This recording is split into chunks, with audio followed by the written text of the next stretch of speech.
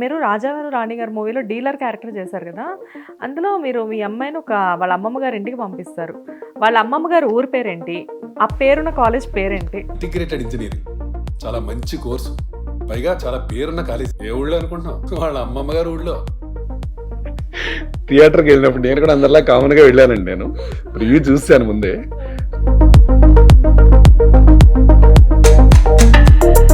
దూరదర్శన్ అంటే శాంతి స్వరూప్ గారే కదా? ఎస్, ఇంకా వేరే పేరు లేదండి.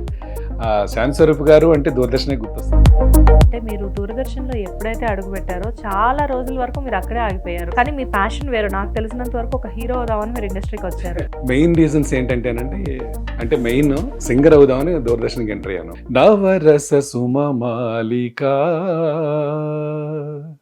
నా జీవనాధార నవరాగమాలిక నవరస సుమమాలిక తెల్లారేదాకా నువ్వు తలుపు మూసి తొంగుంటే తెల్లారేదాకా నువ్వు తలుపు మూసి తొంగుంటే రేయంతా నా తలుపు తీయవే భామా. శంకర్ గారి గురించి మాట్లాడదాం. శంకర్ గారు చాలా పెద్ద డైరెక్టర్. ఆయన టాలెంట్ గురించి మాట్లాడే పని లేదు. And at the same time Ram Charan గారు మంచి హీరో. అండ్ శంకర్ గారితో వర్క్ చేయడం మీకు ఎలా అనిపించింది?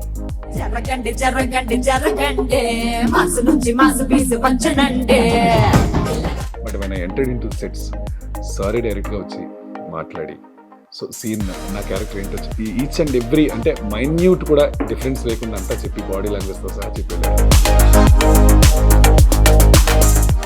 నమస్తే, వెల్కమ్ టు హిట్ టీవీ. నేను శ్వేత. ఈరోజు నాతో పాటు ఉన్న గెస్ట్ చాలా స్పెషల్ గెస్ట్ అని ఎప్పుడు చెప్పేలా కాకుండా నాకు ఇష్టమైన గెస్ట్ అని చెప్పొచ్చు. ఎందుకంటే ఈయన వాయిస్కి నేను చాలా పెద్ద ఫ్యాన్ని. ఫస్ట్ ఆఫ్ ఆల్ చాలా తక్కువ టైం నుంచి ఈ గెస్ట్ నాకు తెలుసు, కానీ ఈయన గురించి నేను స్టడీ చేసినప్పుడు, వేరే వాళ్ళని అడిగి తెలుసుకున్నప్పుడు ఈయన ఎలాంటి గెస్ట్, ఈయన ఎంత గ్రేట్ అని చెప్పేసి నాకు ఈ మధ్య కాలంలో తెలిసింది. దూరదర్శన్తో తన ప్రస్థానం మొదలుపెట్టి ఇప్పుడు మూవీస్లో ఫుల్ బిజీగా ఉన్నారు. నాకు ఎంతో ఇష్టమైన శ్రీనివాస్ గారు.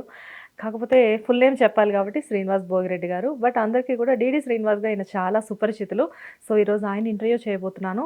ఇది నిజంగానే నాకు చాలా పెద్ద విషయం, ఎందుకంటే ఆయన వాయిస్కి నేను బేసిక్గా పెద్ద ఫ్యాన్ని. అండ్ ఆయన కలవడానికి నేను ఎన్నో రోజుల నుంచి ఎదురు చూస్తున్నాను. ఎన్నాళ్ళలో వేచిన ఉదయం ఆయనే కాల్ చేసి నా స్టూడియోకి వచ్చి ఈరోజు ఇంటర్వ్యూ ఇవ్వబోతున్నారు. ఎనీవేస్, థ్యాంక్ యూ శ్రీనివాస్ గారు. ఫస్ట్ ఆఫ్ ఆల్ నేను థ్యాంక్స్ చెప్పాలి. బికాస్ థ్యాంక్స్ చెప్పాలా?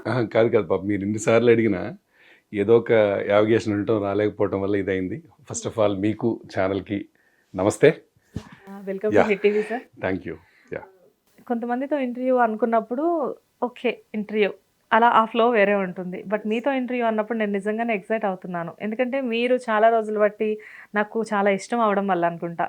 అండ్ మీకంటే ముందు మానస గారితో, మీ డాటర్తో ఇంటర్వ్యూ చేసే ఛాన్స్ నాకు వచ్చింది. వచ్చినప్పుడు కూడా కేవలం ఆ రోజు మిమ్మల్ని చూడడానికి నేను వచ్చాను.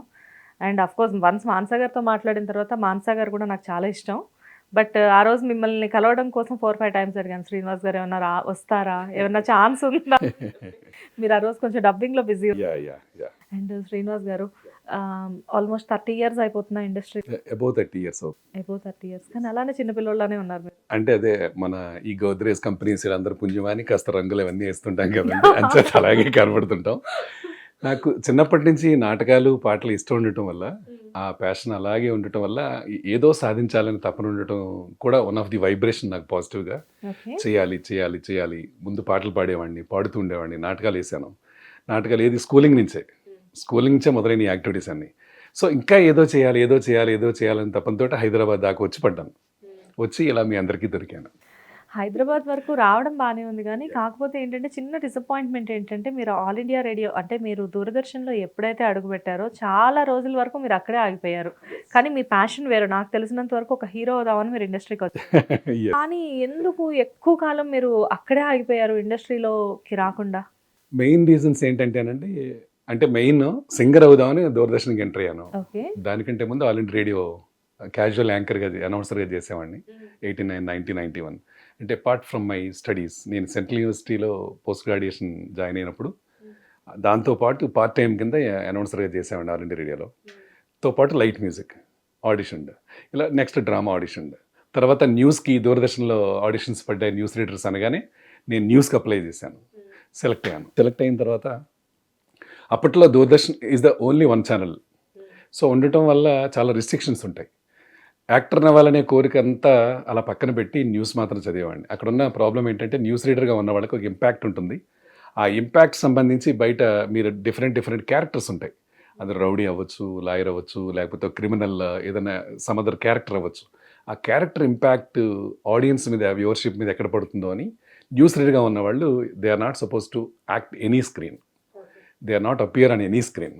సో ఆ రిస్ట్రిక్షన్ తోటి అందులోనే ఉండిపోయాను. దాంతోపాటు అంబేద్కర్ యూనివర్సిటీ జాబ్, అందులో ఫ్యాకల్టీగా ఉన్నారు కదా మీరు? అదే ఐ మీన్ టెక్నికల్ అసోసియేషన్లో ఉన్నాను. Technical belongs to technical department. Audio visual ప్రొడక్షన్లో ఉండేవాళ్ళం. అంటే అది కూడా same audio, voice plus appearance. అక్కడ కూడా అనౌన్స్మెంట్లు as well as voice overs. అంటే మాకు మెటీరియల్ అది ఉంటుంది. డిస్టెన్స్ ఎడ్యుకేషన్ యూనివర్సిటీ కాబట్టి ఆ స్టూడెంట్స్కి అపార్ట్ ఫ్రమ్ మెటీరియల్ మేము వాయిస్ ఓవర్స్ కూడా ఇస్తూ ఉంటాం. రేడియోలో బ్రాడ్కాస్ట్ అవుతుంటాయి, దూరదర్శన్లో టెలికాస్ట్ అవుతూ ఉంటాయి. అలా చేయడం వల్ల నాకు ఎక్కడ కొత్త అనిపించేది కాదు. షూటింగ్లకు వచ్చినా అలాగే ఉండేది. బట్ ఎక్కువ క్యారెక్టర్ చేయడానికి అవకాశం లేకుండా ఉండడానికి కారణం ఏంటంటే బీయింగ్ అన్ గవర్నమెంట్ సర్వెంట్ నాకు లీవులు ఉండేవి కాదు. వదిలేస్తే యూనివర్సిటీ వదిలేయాలి, జాబ్ వదిలేయాలి.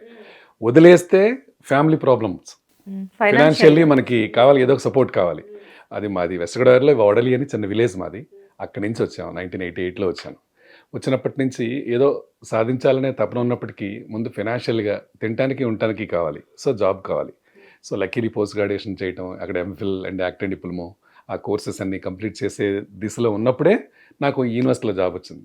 నేను ఫస్ట్ అప్లై చేసిన జాబ్ అంబేద్కర్ ఓపెన్ యూనివర్సిటీ. ఫస్టే జాబ్ వచ్చింది అందులో.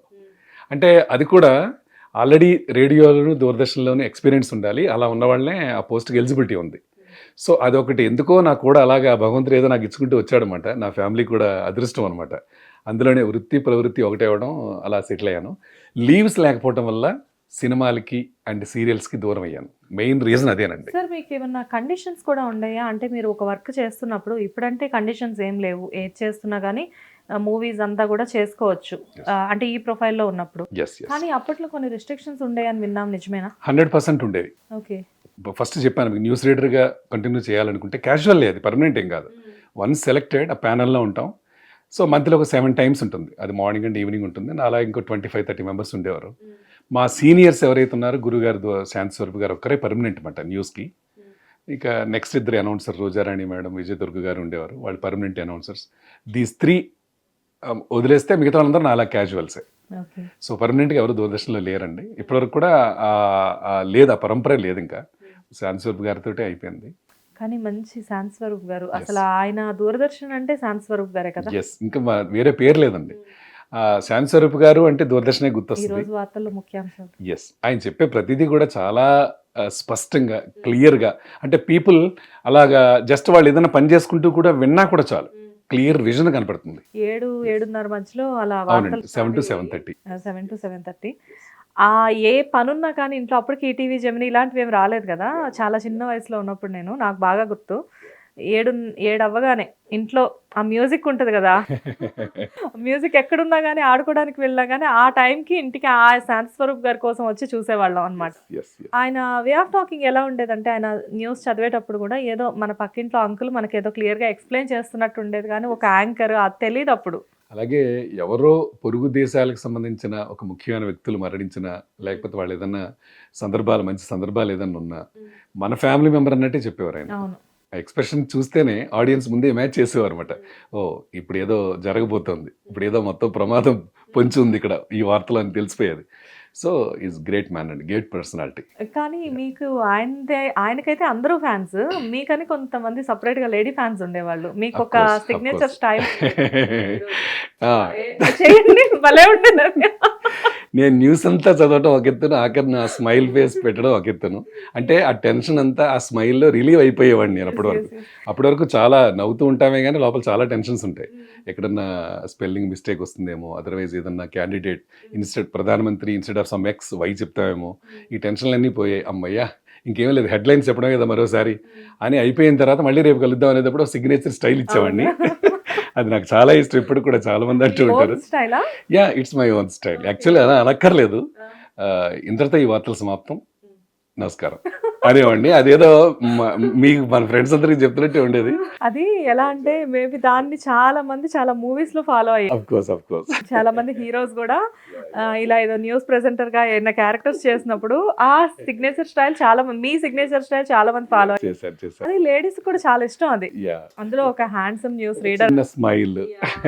అందులో ఒక హ్యాండ్సమ్ న్యూస్ రీడర్ అలా చదివేసేసి అందులో మీ వాయిస్ కి ఆటోమేటిక్ గా ఫ్యాన్స్ ఎక్కువ. అవును, నాకు వాయిస్ చాలా మంది ఫ్యాన్స్ ఉన్నారు. ఫ్యాన్స్ ఎక్కువ. ఆ ఫ్యాన్స్ తో పాటు మీరు చదివే విధానం at the same time last లో ఆ సిగ్నేచర్ స్టైల్ మీది. ఎంతో మంది పుణ్యం అండి. ఎంతో మంది అంటే శాంతి స్వరూప్ గారు మొదలుకొని అలాగా దూరదర్శన్లో వర్క్ చేసిన ప్రొడ్యూసర్స్ అందరూ కూడా వాళ్ళు ఇచ్చిన ఎంకరేజ్మెంట్ అదే అంత క్లియర్గా ఆ లెవెల్లో కాన్ఫిడెంట్గా చదివేలా చేశాయి. వాళ్ళందరికీ ఈ రూపంలో థ్యాంక్స్ చెప్తున్నాను. శాంతి స్వరూప్ గారు, విజయదుర్గ గారు మీరందరూ ఫ్రెండ్సేనా? ఎస్ మా అందరికీ సీనియర్స్ అండి. సో మా అందరంటే చాలా చనువు. ఏంటి శ్రీనివాస్ ఇవాళ బులెటిన్నా, న్యూస్ బులెటిన్నా, ఏంటి మొన్న లైట్ మ్యూజిక్ పాడావు బాగుంది, మొన్నది యాంకరింగ్ చేసావు బాగుంది, ఇలా ఈ ఎంకరేజ్మెంట్స్ ఏనండి. ఇప్పుడు మన ఫ్యామిలీ మెంబర్స్ మనల్ని ఎంకరేజ్ చేయకపోతే ఇంకెవరు చేస్తారు?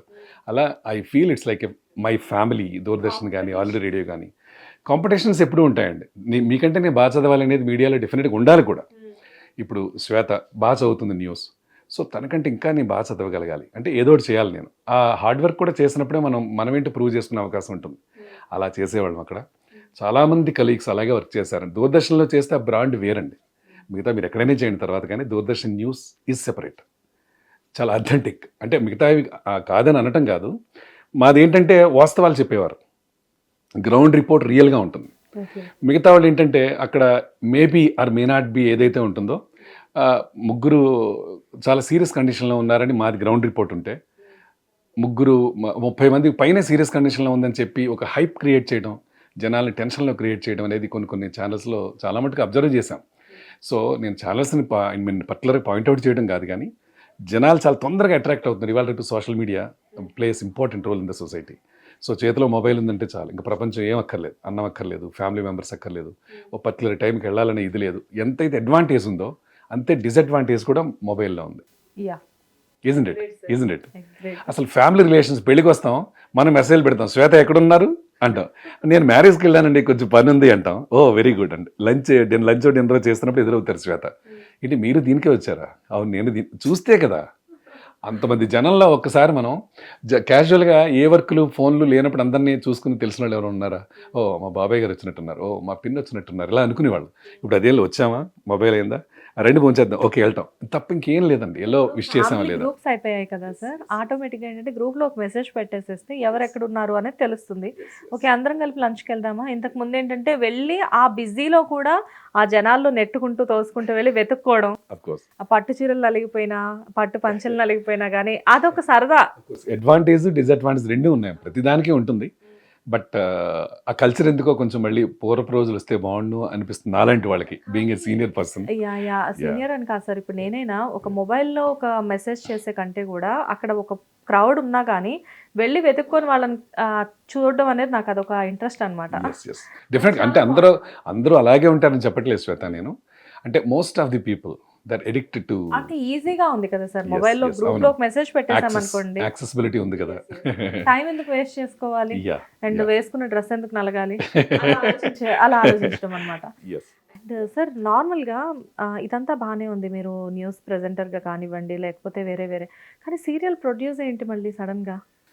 1992 నుంచే నేను అంటే శ్రీనివాస్ మీరు అది ఇది మా ఫ్రెండ్స్ అందరికీ నేను హీరోని కదా, మనమే ఓన్గా ప్రొడ్యూస్ చేయొచ్చు కదా, అందులో మీరు ఒక హీరో రోల్ అది చేయొచ్చు కదా అని అంటే కొంచెం ఏదో సరదాగా మొదలుపెట్టాను. 2-3 ఎపిసోడ్లు అవి తీయడం. అప్పుడు మన greatest cameraman and great human being Mir garu అని ఉండేవారు. మీర్ గారితో అప్పుడు ఫస్ట్ ఎపిసోడ్ వారన్నప్పుడే వారే డిఓపిగా చేశారు.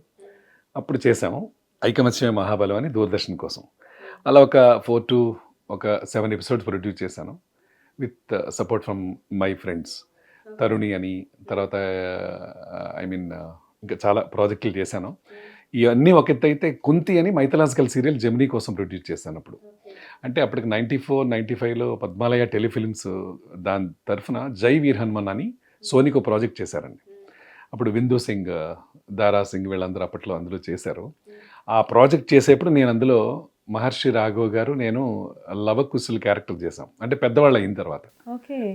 సీనియర్ డైరెక్టర్ ఉన్నారు కదా, డాక్టర్ సిఎస్ రావు గారు ఉన్నారు కదా, he was the director for that. So Padmalaya వాళ్ళు ప్రొడ్యూసర్స్, సోనీ ఏమో ఛానల్ ఇన్ హిందీ. ఓకే. అప్పుడు ఆ క్యారెక్టర్ చేశాను నేను. ఒక 3 to 4 షెడ్యూల్స్, ఒక 25-30 డేస్ పైన చేసాం. అది చేసినప్పుడు సూపర్ స్టార్ కృష్ణ గారు, అన్నయ్య గారు, హనుమంతరావు గారు, వాళ్ళ బ్రదర్ ఆదిశేషగిరావు గారు, బంగారయ్య గారు అంటారు, వాళ్ళిద్దరు కూడా లొకేషన్కి వచ్చి చూసినప్పుడు ఎవరైతే దీనికి ఒక కో డైరెక్టర్గా వర్క్ చేస్తున్నారో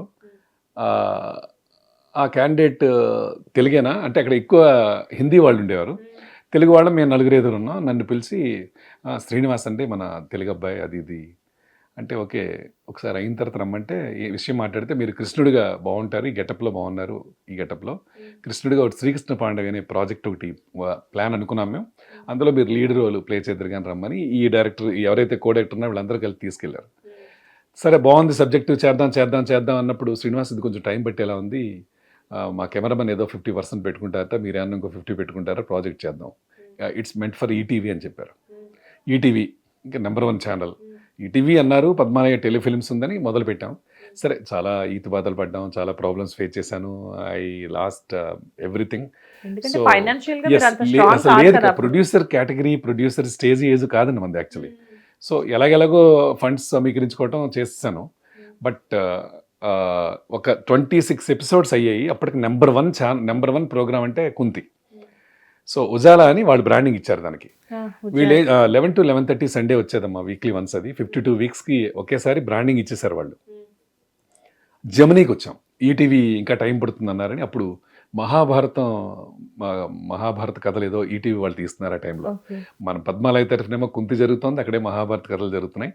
ఆ టైంలోనే పృథ్వీరాజ్ గారు కూడా మన దాంట్లో కంసుడు క్యారెక్టర్ చేశారు.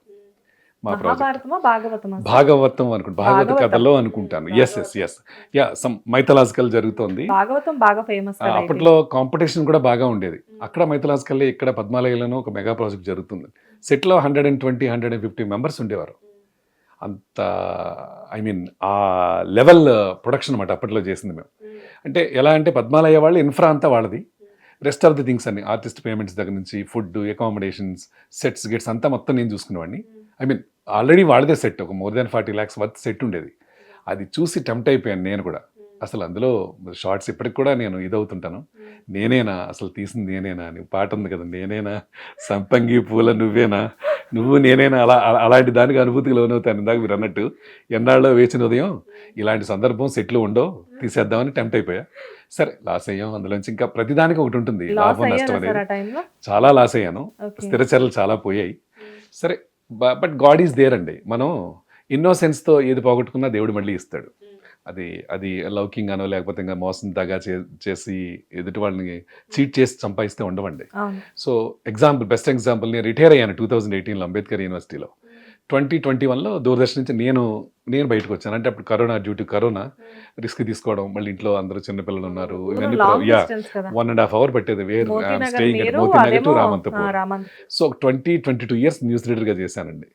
Apart from singing, apart from acting, వాళ్ళు ఇంకా తర్వాత వచ్చే ప్రొడ్యూసర్స్ రిస్ట్రిక్షన్స్ అవి పెట్టకుండా ఉండటం, నీలో డబ్బింగ్స్ అవి చెప్పుకోవడం. డబ్బింగ్స్ అయితే ఎవరికి తెలియదు కదండి. అలాగే మా అంబేద్కర్ ఓపెన్ యూనివర్సిటీలో కూడా మా డైరెక్టర్ దగ్గర నుంచి అందరూ ఎంకరేజ్ చేయటం. అక్కడ ఉన్న ఏమన్నా చెట్లలో నేనే పెద్ద మహావృక్షాన్ని. సో కాబట్టి నాకు అందరూ ఎంకరేజ్ చేసేవారు. అక్కడి నుంచి కూడా అలాంటి సపోర్టే వచ్చేది. ఆల్ ఇండియా రేడియో కూడా అలాగే చేసేవాడిని. సో ఎన్ని చేసినా నాకు నా ఇంటెన్షన్ ఒకటే, ఆర్టిస్ట్ని మాత్రం అవ్వాలి. బలమైన కోరిక అది ఉండిపోయింది. సింగర్గా అన్నా కొంచెం అటు ఇటు ఎప్పుడన్నా రవీంద్ర భారతి వాటిలో ఇంట్లో పబ్లిక్ ఫంక్షన్స్ ఉన్నా, ఏమన్నా మన ఇంట్లో ఫంక్షన్స్ ఉన్నా అలా పాడడం అనేది క్యాజువల్గా జరుగుతూనే ఉండేది. బట్ దానికంటే ఎక్కువ యాక్టర్ అవ్వాలనేది ఇప్పుడు ఫుల్ టైం దొరికింది అని 2018లో రిటైర్ అవుతున్న 3 రోజుల ముందే 3 ప్రాజెక్ట్స్ సైన్ చేశాను. అక్కడి నుంచి ఖాళీ లేకుండా ఇప్పటికి ఒక 60 అబోవ్ చేస్తానండి. 19, 20, 21, 22, 23, 24 6 yearsలో. ఇప్పుడు రిలీజ్కి ఒక 20+ ఉంటాయి. సో అంటే నాలో ఉన్న తృష్ణ ఏదైతే ఉండిపోయిందో అది బలంగా ఉండిపోయింది శ్వేత. సో చెయ్యాలనే దాంతో ఎలా అయితే ఉన్నానో, సో యాక్చువల్లీ నా వెనకాల ఎవరూ లేరు, ఇన్ఫ్లుయెన్స్ లేదు. సో నాకేమైనా రిలేషన్స్ ఉన్నారా పోనీ ఇండస్ట్రీలో అంటే వాళ్ళు లేరు. సో నేను అప్పుడు అది ఒకటే ఆలోచించాను అనమాట. సో నా ఇంటెన్షన్ బలమైంది అయితే డెఫినెట్గా I'm going to achieve all the things అనుకున్నాను. by the grace of God, with my family support and friends like you and all. So I'm enjoying my life like anything now. జనరల్గా ఏంటంటే మన intention జెన్యున్గా ఉండి కరెక్ట్గా ఉంటే nature కూడా help చేస్తుంది అని చెప్పేసి చెప్తారు. అవునమ్మా. సో మేబీ మీ విషయంలో అదే జరిగినట్టుంది, కాకపోతే కొంచెం లేట్ అయింది. Yes yes yes yes. And ఫినాన్షియల్గా అంత స్ట్రాంగ్గా మీరు లేని టైంలో మీరు ప్రొడ్యూస్ చేద్దామన్న డెసిషన్ తీసుకున్నప్పుడు ఫ్యామిలీ నుంచి సపోర్ట్ ఎలా ఉండేది? సో ఏమంటే మనం చేస్తున్న ఎఫర్ట్ ఎంతవరకు మనం రీచ్ అవ్వగలం మన ఇంట్లో ప్రశ్న తలెత్తినప్పుడు సరౌండింగ్ ఫ్రెండ్స్ కొంతమంది 2-3 హెల్ప్ చేశారనమాట. So no problems. అంటే నా మీద కాన్ఫిడెన్స్ వాళ్ళకి, మనం చేస్తున్న అంటే దైనందిన జీవితంలో మనం ఏంటి, ఆయన హాబీస్ ఏంటి, ఏ హ్యాబిట్స్ ఉన్నాయి, ఎలా దేనికి టెంప్ట్ అవుతారు, దేనికి కారు, అసలు ఏంటి ఆయన అనేది కూడా చూస్తారు కదా నైబర్స్. ఆ రకంగా మనం మాట్లాడే తీరుని బట్టే ఎదుటి వాళ్ళని మనం జెన్యూనిటీయా కాదా అనుకుంటాం మనం. అలా నాకు సపోర్ట్ చేశారు పాపం. 2-3 ఇయర్స్ కూడా వాళ్ళు ఇచ్చిన అమౌంట్స్ వాళ్ళు తిరిగి ఇవ్వడానికి పట్టినా కూడా వాళ్ళు ఏమనుకుండానే ఉన్నారు. అప్పుడే కొంచెం ఎక్కువ స్ట్రెస్ పడింది నా మీద, ఆగిపోవటం, సీరియల్ ఆగిపోవడంతో. అంటే ఆగిపోవడం ఎలా ఆగింది, 11 to 11:30 వచ్చేది సండే వచ్చేదాని కాస్త 8:30 to 9 పెట్టారండి. దానికోసం ఇంకా ఎవరైతే స్పాన్సర్ ఉన్నారో వాళ్ళు యూఆర్ నాట్ ఇంట్రెస్టెడ్ అన్నారు. దాని మీద ఛానల్ని అడిగాను. అంటే అప్పుడప్పుడే అది కూడా ఈ ఐ మీన్ బీటా ఎక్విప్మెంట్ అంటే యుమాటిక్, హై బ్యాండ్, లో బ్యాండ్లు ఇవన్నీ ఉండేవి ఒకప్పుడు. మేము అక్కడి నుంచి చూసుకుంటూ వస్తున్నాం ప్రొడక్షన్స్ అన్నీ. మేము ప్రొడ్యూస్ చేసింది ఫస్ట్ లో బ్యాండ్లోనే షూట్ చేసేవాళ్ళం. తర్వాత బీటా క్యామ్, ఈ 5.6 ఐ మీన్ 5.6.1, 5.6 కెమెరాస్ ఇవ్వటం టెక్నికల్ టర్మ్స్ ఉన్నాయి. ఈ కెమెరాస్ వచ్చే టైంకి నేను ప్రొడ్యూస్ చేశాను. అంటే అప్డేటెడ్ వెర్షనే షూట్ చేశాం మేము అప్పుడు. సో హెవీగానే బడ్జెట్లు కూడా అయ్యాయి. సో క్యాసెట్స్ దగ్గర నుంచి అన్నీ ఎక్స్పెండిచరే కదండి. ఇప్పుడంటే చిప్పులు ఉన్నాయి. సో అప్పుడు ఇవన్నీ లేవు.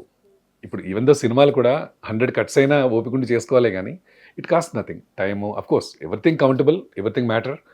బట్ అప్పుడైతే ప్రతిదీ కూడా ఒక టేప్ అయిపోయిందా, మళ్ళీ రెండో టేప్ అనేసరికి మళ్ళీ ఇంకో 1500 పెట్టి ఇంకో టేప్ తేవాలి, మళ్ళీ ఎక్కడికో వెళ్ళి తేవాలి, దాన్ని ఎన్ని క్యాలిక్యులేట్ చేసుకునేవాళ్ళం. సో బాగా దెబ్బతిన్నాను అప్పుడైతే. సో అయిపోయింది. ఇప్పుడైతే ఏదైతే మూవీస్ చేస్తున్నానో ఇప్పుడు నాకు ప్రాబ్లం లేకుండా అవన్నీ కవర్ అవుతూ వచ్చేస్తున్నాయి అంతే. ఇంకా కాదు సార్, ఇప్పుడేమో అంత ఈజీగా నడుస్తుంది, కానీ అప్పుడు ఏది ఈజీ కాదు. ప్రతిదీ కష్టమేనండి. ప్లస్ అన్ని కూడా ఈచ్ అండ్ ఎవ్రీథింగ్ అప్పుడున్న టెక్నాలజీ పరంగా అంత కష్టమే. ఈవెన్ డబ్బింగ్స్ కూడా అంతే కదమ్మా. ఇప్పుడు 92 మేము ఫౌండర్ మెంబర్స్ అండి మేము. అప్పుడు కూడా లూప్ డబ్బింగ్ అని ఉండేవి. అంటే ఒక సీన్ వస్తే ఆ సీన్ చూసుకుంటూ లిప్ సింక్ పెర్ఫెక్ట్గా చూసుకొని కాన్సన్ట్రేట్ చేసి చెప్పగలగాలి. 2-3 మానిటర్ పైలట్స్ ముందు డబ్బింగ్ చెప్పుకుంటాం, ట్రై చేస్తాం. 4th టైం సౌండ్ కట్ అయినప్పుడు లిప్ సింక్ చూస్తారు పెర్ఫెక్ట్గా. ఇంకా అసలు మీకు ఎలాంటి ఈతి బాధలు కూడా ఉన్నవన్నీ బయట వదిలేసి, అంటే ఐ మీన్ క్లియర్ కట్గా విషయం అంతా దాని మీదే ఉండాలి, ఏ ఆలోచనలు మీకు రాకూడదు. సో దాన్ని చెప్పాలి. అప్పటిని కంపేర్ చేసి ఇప్పుడు కంపేర్ చేస్తే కనుక, దాన్ని ఇప్పుడు కంపేర్ చేస్తే ఇట్స్ నథింగ్ అండి. ఆ టైం ఏదైతే సమ్ 1 2 3 4 ఉన్నదాన్ని వీడియో వెళ్ళిపోయినా కూడా 1 2 3 4 సేమ్ టైమింగ్లో మీరు చెప్పగలిగితే it should be sync like anything. అంత హార్డ్ వర్క్ చేసి వచ్చినప్పుడు మీకు ఇప్పుడు ప్రెజెంట్ చేసేది నిజంగానే నథింగ్ అన్నట్టే ఉంటుంది. 100% అండి. చాలా ఈజీ కేక్ వాక్ లా అనిపిస్తుంది. ఎస్. ఇప్పుడు మన పేరెంట్స్ పడ్డ కష్టాలని గనక మనం గమనిస్తే మనం పడింది చాలా తక్కువ అండి. నెక్స్ట్ మా పిల్లలది నేను పడ్డ వాళ్ళకేం ఉండవండి. సో జనరేషన్ బై జనరేషన్ గ్యాప్లు వస్తూనే ఉంటాయి, డెవలప్మెంట్స్ కూడా అలాగే ఉంటాయి. అప్పుడు అంత కష్టపడే వాళ్ళం మేము. ఇప్పుడు హైదరాబాద్ రావాలంటే అప్పట్లో ఒక యజ్ఞం అట. హైదరాబాద్ వెళ్ళాలంటే ఒక టికెట్ పట్టుకుని బస్సు ఎక్కి రావాలి అంటే ఏదో మనం అమెరికానో రష్యానో వెళ్తున్నంత ఫీల్ అయ్యేవాళ్ళం. ఇప్పుడు నథింగ్ అండి. ఇప్పుడు హైదరాబాద్ వెళ్ళటం అంటే ఇవాళ వెళ్తాం మ్యారేజ్కి, మార్నింగ్ దిగుతాం, వర్క్ చేసుకుంటాం, రేపు నైట్ మళ్ళీ ఎల్లుండి మార్నింగ్ హైదరాబాద్ వచ్చేస్తున్నాం. అంటే అన్ని విషయాలు, అన్ని రంగాల్లోనూ డెవలప్మెంట్స్ అంతే ఉన్నాయండి. డ్రాస్టిక్ చేంజెస్ ఉన్నాయి. ప్రపంచం అంతా కూడా మారిపోయింది. సో నేనున్నట్టుగా నా పిల్లలు ఉండాలని నేనేం కోరుకోను. నాలా కష్టపడలేదంటే వీళ్ళు అని కూడా నేను అనుకోను. అంటే ఈజీ వే ఉంది, వాళ్ళు అచీవ్ చేయగలిగే అట్మాస్ఫియర్ ఉంది, వాళ్ళు చేయగలరు. మనకి ఏమైనా అవకాశం ఉంటే ఎంకరేజ్ చేయడం తప్ప డిస్కరేజ్ చేసే సిచ్యుయేషన్ ఏ పేరెంట్స్కి అక్కర్లేదు. ఇప్పుడు అసలు ఏ పేరెంట్స్ అనుకుంటారు సార్, మనం పడినవి ఏవి కూడా పిల్లల దాకా 100% అది అందరూ అనుకునేదే, ఆలోచించక్కర్లేదు. ఇప్పుడు పిల్లలు కూడా ఉన్న టెక్నాలజీకి ఏమైనా చేసుకోవచ్చు. వాళ్ళు ఎటొచ్చి వాళ్ళు చేస్తున్నది ఏంటో కొంచెం గమనించగలగాలి తప్ప, అదర్వైజ్ మనం సజెషన్ ఇస్తే వాళ్ళు ఫాలో అయ్యేంత ఇదిగా పిల్లలేం లేరు. Because they know everything now. ఒకప్పుడు బయటకు వెళ్తేనో 10 మందిలోకి వెళ్తేనో ఈ పెళ్ళిళ్ళు ఇలాంటివన్నీ ఎందుకంటే 10 మందిలో కలుస్తారు, కొంచెం లౌక్యం తెలుస్తుంది, ఎవరితో ఎలా బిహేవ్ చేయాలో తెలుస్తుంది, గౌరవ మర్యాదలు ఏంటో తెలుస్తాయి, అలా ఉండేవి. ఇప్పుడు తెలియకుండా ఏం లేవు, అన్నీ తెలుసు, అన్ని రూపంలోనూ వాళ్ళు చూస్తున్నారు. జనరల్గా మీరు పిల్లల గురించి మాట్లాడుతుంటే ఇక్కడ నాకు ఒక విషయం గుర్తొచ్చింది. మనం అంటే మీరు ఫేస్ చేసినవి కూడా ఇప్పుడు నా పిల్లలు ఫేస్ చేయాలి అలా ఏం నేను అనుకోవట్లేదు అని మీరు అంటున్నారు, కానీ మీరు మీరు కష్టపడ్డారు, అందులో డౌట్ లేదు. కానీ అట్ ది సేమ్ టైం ఇప్పుడు మీ డాటర్ని చూస్తే కూడా నాకు చాలా అర్థమైంది ఏంటంటే she is very hard worker. Aira అంటే అది చిన్న విషయం కాదు. 3 floors ఆ బిల్డింగ్ మెయింటైన్ చేయడం and at the same time అందులో ఉన్న ఈచ్ అండ్ ఎవ్రీథింగ్ కర్టన్ దగ్గర నుంచి అందులో ఒక చిన్న ఏదో ఒకటి ప్రతిదీ కూడా ఆవిడ ఓన్ గా డిజైన్ చేసుకొని each and everything మొత్తం పెట్టుకోవడం అవన్నీ అంత ఈజీ సార్ చెప్పండి. అదే అంటాను నేను ఒక 10% ఐ మీన్ ఒక రోజుకి మోర్ దాన్ 200% నేను కష్టపడేవాడిని అని చాలా అనుకునేవాడిని అప్పట్లో. నేను వాళ్ళు మోర్ దాన్ 1000% కష్టపడతారు. 100%. బట్ చాలా రిలాక్సేషన్ కూడా వాళ్ళకు ఉంటుంది. నేను పడ్డ కష్టంలో ఉండేప్పుడు నేనే డ్రైవర్ అంటే నా కార్ నేనే డ్రైవ్ చేసుకునేవాడిని. ఒక పక్క ఆఫీస్కి వెళ్ళి సైన్ చేయాలి, అక్కడ రికార్డింగ్స్ ఉంటే చేయాలి, దెన్ ఆల్ ఇండియా రేడియోలో డ్రామా ఉంటే రావాలి. ఫర్ యువర్ కైండ్ ఇన్ఫర్మేషన్ ఇంతకాక మొన్నే ఆల్ ఇండియా రేడియోలో డ్రామా ఉంది. ఇప్పటికీ కూడా అంటే మనీ డజంట్ మ్యాటర్ అండి. ఆల్ కేసెస్లో మనీ అనేది తీసుకోం మనం. ఆ ప్యాషన్ ఏదైతే ఉందో ఎంత దూరమే తీసుకెళ్ళిపోతుంది. ఇప్పటికి కూడా దూరదర్శన్ వాయిస్ ఓవర్ ఉందంటే వెళ్తాను, ఇలా ఒక ఇంటర్వ్యూ ఉంది శ్రీనివాస్ గారు రండి అంటే వెళ్తాను, ఆల్ ఇండియా రేడియోలో రికార్డింగ్ ఉంది, సాంగ్ ఉందంటే వెళ్తాను, డ్రామా ఉందండి. ఒక మార్నింగ్ 10కి వెళ్తాం శ్వేత, ఈవినింగ్ 5 వరకు రికార్డింగ్స్ పట్టొచ్చు. సో మీరు హార్డ్లీ ఓ 3000 or 4000 బీ హై ఏఐ గ్రేడ్ అయితే ఒక 7000 ఉంటుంది. నేను కంపేర్ చేసుకోలేను కదండి. ఒక సినిమా ఇవాళ షూట్కి వెళ్తే ఎంతో ఒక 40-50 వేలు వస్తుంది, అబ్బా అది కాదండి. నాకు ఇవన్నీ ఒక పేరెంట్ ఆర్గనైజేషన్స్ నాకు ఇవి ఆల్ ఇండియా రేడియో దూరదర్శన్ అంటే. ఆ రెండు నాకు 2 కళ్ళు. అక్కడి నుంచే వచ్చాను. తర్వాత మీడియా కూడా నాకు జాబ్ కూడా ఆడియో విజువల్ డిపార్ట్మెంట్లోనే వచ్చింది. ఇప్పుడు ప్రొద్దుకున్నది కూడా అందులోనే ఉన్నాను. షూటింగ్ లేదా డబ్బింగ్ పిలుస్తారు, being a member of union. So ఏదీ లేదా నాకు కాంపేరింగ్స్ మా డాటర్ది అకాడమీకి సంబంధించి ప్రోగ్రామ్స్ ఉంటాయి. కాంపేరింగ్ నేనే చేస్తాను, అవసరమైతే నేనే పాడతాను, అవసరమైతే స్క్రిప్ట్ రైటింగ్ కూడా నేనే చేసుకుంటాను. సో అలాగే మా సన్నిల Ravikumar Dhulipala Guru events and weddings CEO and MD and CEO. So దుబాయ్లో కూడా ఎస్టాబ్లిష్ చేశారు కంపెనీ.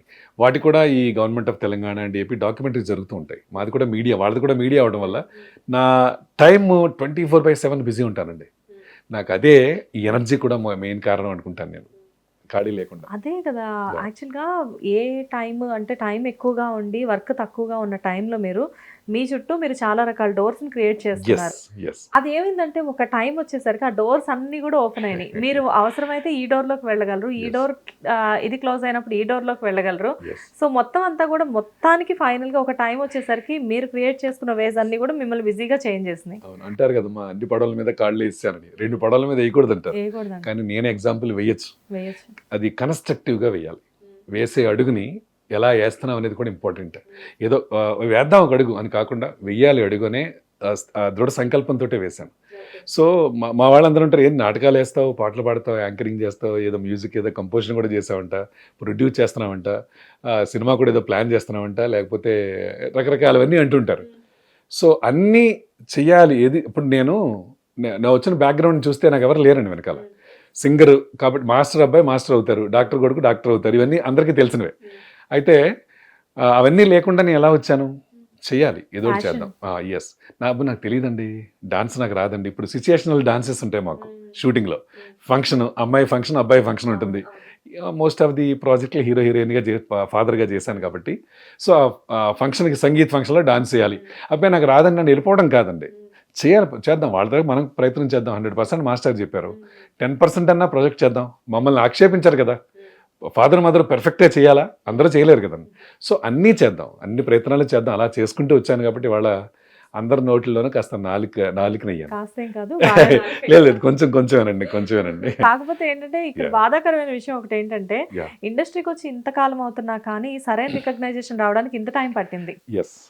డెబ్యూ మూవీ వినాయకుడు ఆల్మోస్ట్ 2009లో వచ్చింది మూవీ. 2009 జనవరి టైంలో వచ్చింది. So super hit movie. అందులో సోనియా గారు ఫాదర్ క్యారెక్టర్ చేశాను, హీరోయిన్ ఫాదర్ చేశాను, ఒక హ్యాండ్సమ్ ఫాదర్ హీరోయిన్ కి. కానీ అంత మంచి మూవీ చేసిన తర్వాత డెఫినెట్ గా మీకు మంచి మంచి ఆఫర్స్ వచ్చి ఉండాలి. అండ్ దట్టు ఏంటంటే మీ యాక్టింగ్ అందులో అసలు అద్భుతం. మరెందుకు మూవీస్ కి బ్రేక్ ఆ టైంలో? వినాయకుడి టైంకే ఉద్యోగంలో ఉన్నానండి. ప్రమోషన్స్ వచ్చే టైం అది. 2 days 3 days అంటే ఓకే, లీవ్ పెట్టచ్చు. 15 to 20 days నాకు ప్రాజెక్ట్ వచ్చింది, నో లీవ్స్, శాంక్షన్ అవ్వలే. సో అలాగా ప్రయత్నం చేయటం విరమించుకున్నాను. ఇంకా 3-4 ప్రాజెక్టులు వచ్చాయి. వినాయకుడి సినిమా నా లైఫ్ టర్నింగ్ అయ్యే సినిమా అని చెప్పాలి. సాయి కిరణ్ అడవి గారి పుణ్యం అని అంటే ఫుల్ లెంగ్త్ రోల్ ఈయనతో చేయించుకోవచ్చు మనం. అంటే క్యారీ చేయగలరా, క్యారెక్టర్ చేయలేరా అనేది ముందు డైరెక్టర్కి ఒక ఇది ఉంటుంది, థాట్ ఉంటుంది, ఈయన శ్రీనివాస్ చేస్తారా లేదా. So is like my brother, తను అన్నయ్య మీరు చేస్తారు, సో మీ టైం నేను స్పెండ్ చేస్తాను, మీకు నాకు ఫ్లెక్సిబుల్గానే షెడ్యూల్స్ పెట్టైనా 2-3 షెడ్యూల్స్ ఇచ్చి మరీ చేశారు అది. అంటే మీరు ఎంప్లాయీ కదా, నో ప్రాబ్లం అని, నేను మేనేజ్ చేయగలను, మేనేజ్ చేస్తానని. అలా ఎంతమంది ఉంటారని, ఎంతమంది చేయగలరు. ఆల్రెడీ నాకు బిఫోర్గానే నాకు ఆయన పరిచయం ఉన్నారు తమ్ముడు. సో ఆయన పుణ్యమాని అది చేశాను. అలాగే ప్రతి సినిమాలో నాకు అలాగే ఆపరేషన్ గోల్డ్ ఫిష్, అందులో కూడా ఒక లెఫ్టినెంట్ కల్నల్గా చేశాను. అందులో హీరో గారి కాంబినేషన్. అఫ్ కోర్స్ 1 డే షూటే కావచ్చు, కానీ సినిమాలో మొత్తం కనిపిస్తూనే ఉంటాను. అలాగా నన్ను ఒక తన ఫ్యామిలీ మెంబర్గా అనుకుని పిలుస్తూ ఉంటారు ఆయన.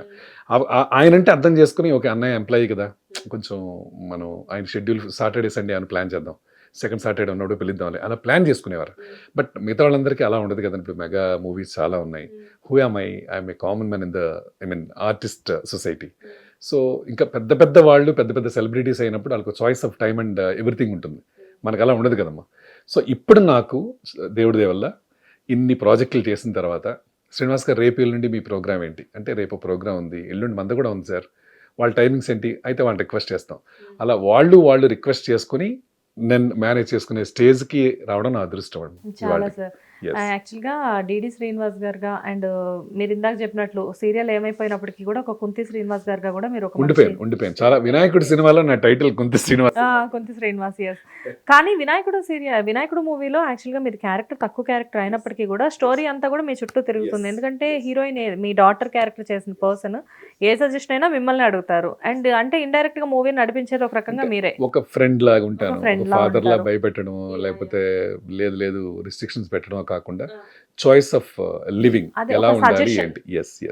సజెషన్ మేబీ ఆ టైంలో మేబీ చాలా మంది అమ్మాయిలు అనుకొని ఉండొచ్చు, చాలా మంది ఇలాంటి ఫాదర్ ఉండాలి 100% అన్నారు. మానస గారు అంటే యాక్చువల్ గా మానస గారిని కూడా రియల్ లైఫ్ లో మీరు అలానే ఎంకరేజ్ చేశారని తెలిసింది. నాకు డాటర్, నాకు మా 4 ఫాదర్స్ ఎవరికి సిస్టర్స్ లేకపోవడం వల్ల డాటర్స్ ఎవరికి లేరు. దాని మీద నాకు ఏమైనా డాటరే కావాలి. ఆ భగవంతుడి సంకల్పం, నాకు మా అమ్మాయిని ఏరి కోరి కన్నాం. సో లక్కీలీ నేను 10% నాకు పేరుంటే మోర్ దెన్ 100% తను అచీవ్ చేయగలదు, అచీవ్ చేస్తుంది కూడా. అంటే బీయింగ్ ఎ ఫాదర్ నా అప్రిసియేషన్ కాకుండా బ్లెస్సింగ్ అనుకుంటాను. సో తను అంత ఛాలెంజింగ్ గాడ్. అలాగే మా సన్ కూడా ఈ లెర్న్డ్ హిందుస్థానీ వోకల్. తను కూడా ఈజ్ ఆల్సో వాయిస్ లెండర్. చాలా ప్రాజెక్ట్స్కి వాయిస్ డబ్బింగ్ ఆర్టిస్ట్ కూడా, రిజిస్టర్ డబ్బింగ్ యూనియన్ డబ్బింగ్ ఆర్టిస్టులు ఇద్దరు కూడా. వాళ్ళిద్దరు కూడా audition, all India radio drama audition అయింది, దూరదర్శన్లో కూడా లైవ్ యాంకరింగ్ చేశారు. నా వెనకాలే వాళ్ళిద్దరు కూడా ఉన్నారు. సో మీడియా మొత్తం మన ఇంట్లో ఉన్నట్టే లెక్క. డెఫినెట్ గా అదొక మంచి అండర్స్టాండింగ్ కూడా ఉంటుంది కదా సార్, ఎంకరేజ్మెంట్ కానివ్వండి. అండ్ ఇప్పుడు ప్రెసెంట్ చాలా బిజీగా ఉన్నారు, బట్ ఆఫ్టర్ లాంగ్ టైం మీకు బాగా మంచి పేరు తెచ్చిన మూవీ అంటే ఏదని చెప్తారు మీరు? అంటే ఈ మధ్యకాలంలో మీరు చూసే ఉంటారు, మన రాజావారు రాణివారు తర్వాత ఓపిట్ట కథ, అది చాలా మంచి నేమ్ తెచ్చింది. ఈ 2 ప్రాజెక్టులకి ఇప్పటికీ నాకు ఓపిట్ట కథ ఫేమ్ అంటూ ఉంటారు. సో రవికిరణ్ క్యారెక్టర్ చేశారు అందులో. నాకు ఓపిట్ట కథలో మీ క్యారెక్టర్ ఒకటి భలే ఇష్టం. మీరు యంగ్ గా ఉన్నప్పుడు హీరోయిన్ వాళ్ళ మదర్, మీ వైఫ్ క్యారెక్టర్ చేసిన ఆవిడకి మీరు వెళ్ళి కూల్ డ్రింక్, ఇంకా థియేటర్ లో సీన్ కదా, ఫ్లాష్ బ్యాక్ సీన్, అందులో మీ డ్రెస్సింగ్, మీరు పరిగెత్తుకుంటూ వెళ్ళడం, 80s అవన్నీ కదండి, పిరియాడికల్ కదా అది. సో అది ఇప్పటికే నేను నవ్వుతూ ఉంటాను, ఎంజాయ్ చేస్తూ ఉంటాను అది బాగా. సార్ నాకు ఒక డౌట్, మీరు అంటే నాకే కాదు ఈ డౌట్ చాలా మందికి ఉంది, ఒకటి క్లారిఫై చేయండి. మీరు రాజావారు రాణి గారి మూవీలో డీలర్ క్యారెక్టర్ చేశారు కదా, అందులో మీరు మీ అమ్మాయిని వాళ్ళ అమ్మమ్మ గారి ఇంటికి పంపిస్తారు. వాళ్ళ అమ్మమ్మ గారి ఊరు పేరేంటి, ఆ పేరున్న కాలేజ్ పేరేంటి? థియేటర్కి వెళ్ళినప్పుడు నేను కూడా అందరిలా కామన్గా వెళ్ళానండి. నేను రివ్యూ చూశాను ముందే, థియేటర్ కూడా జనంలో చూద్దామని. అయిపోయిన తర్వాత ఐడెంటిఫై చేస్తారు కదా, వచ్చేసి ఇంకా సార్ కనీసం కొంచెం అడ్రస్ చెప్పండి, అమ్మమ్మ గారు ఊరున్న పేరు చెప్పండి, పోనీ కనీసం ఆ కాలేజ్ పేరైనా చెప్పండి, చదువుకునే కోర్స్ అయినా చెప్పండి అని విపరీతంగా ఏడిపించేవాళ్ళు. చెప్పాను ఏ ఊరో ఎక్కడో అని చెప్పలేదు నేను, అది ఒకటే చెప్పలేదు. కాలేజ్ పేరు చెప్పలేదు. వాళ్ళ అమ్మమ్మ గారు ఏ కాలేజ్ తెలుసా, బాగా పేరున్న కాలేజ్.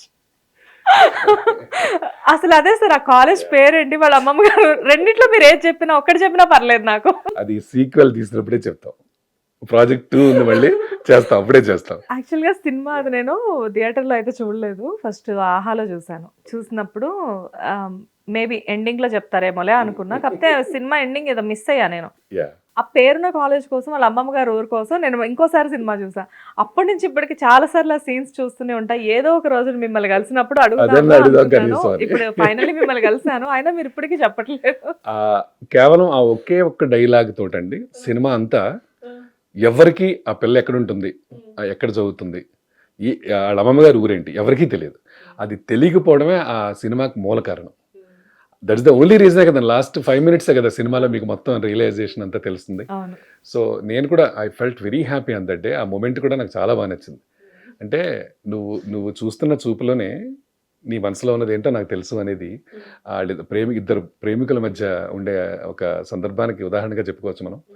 సో ఆ సినిమా నాకు మంచి పేరు తెచ్చిందండి. చాలా మంచి. దాని పేరు మీదే ఇప్పుడు చాలా సినిమాలు వస్తున్నాయి. చాలా మంది నా ఫ్యాన్స్ ఉన్నారు. Yeah dealer. Ration shop dealer గా. డీలర్ అంటే అలా ఎప్పుడు ఎవరినో ఒకరు వెతుక్కుంటూనే ఉండాలా సార్? అంటే విసిగిస్తారన్నమాట. ముందు ఒకదానికి వస్తారు, రెండోది అడుగుతారు, మూడోది అడుగుతుంటారు. నేను మా ఊళ్ళో చేసిన పనులే చేశాను. మా డీలర్ ఎవరైతే మా ఇంటి దగ్గర డీలర్ ఉన్నాడో వాడిని మొత్తం అబ్జర్వ్ చేశాను నేను.